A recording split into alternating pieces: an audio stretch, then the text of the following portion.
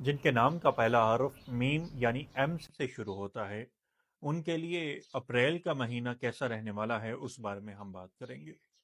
اس مہینے میں آپ کے ذائچے کے لگن کا جو حاکم سیارہ ہے وہ آپ کے ذائچے کے 9ویں گھر میں یعنی قسمت کے گھر میں اور اپنے ایگزالٹڈ سائن میں شرفی گھر میں ٹرانزٹ کرے گا۔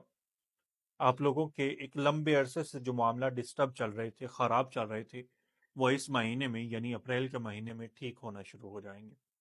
فائنانس کے معاملات آپ کے بہتر ہوں گے، قسمت کا آپ کو بھرپور ساتھ ملے گا، پرانے رکے ہوئے کام آپ کے ہوتے نظر آ رہے ہیں۔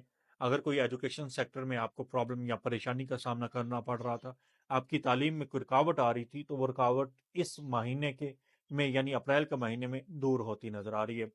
محبت کے حوالے سے بھی آپ لوگوں کے جو معاملات ہیں وہ بہت زیادہ بہتر رہیں گے اور ازدواجی جو معاملات ہیں وہ بھی بہتری کی طرف جائیں گے۔ جہاں تک کاروباری معاملات کی بات ہے، چونکہ آپ کے ذائچے کے 10ویں گھر کا حاکم سیارہ بھی اپنے ایگزالٹڈ سائن میں آپ کے ذائچے کے 8ویں گھر میں جا رہا ہے، تو وہاں پہ جا کے بھی آپ لوگوں کو یقینی طور پہ فائدہ ملے گا۔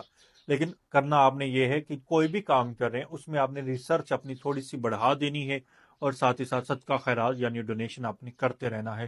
تو آپ دیکھیے گا کہ اپریل کے مہینے میں آپ بہت اچھے ریزلٹ، چاہے وہ فائنانس کے حوالے سے ہیں، چاہے کاروبار کے حوالے سے ہیں، یا کسی بھی معاملے میں ہیں، آپ لوگوں کو ملنے والے ہیں۔ یعنی جن لوگوں کے نام کا پہلا حرف میم، ایم یا پھر برج اسد سے آپ لوگوں کا تعلق ہے، تو آپ لوگوں کو اچھے ریزلٹ ملیں گے۔ مزید ویڈیوز کے لیے آپ ہمارے اکاؤنٹ کو فالو کر سکتے ہیں۔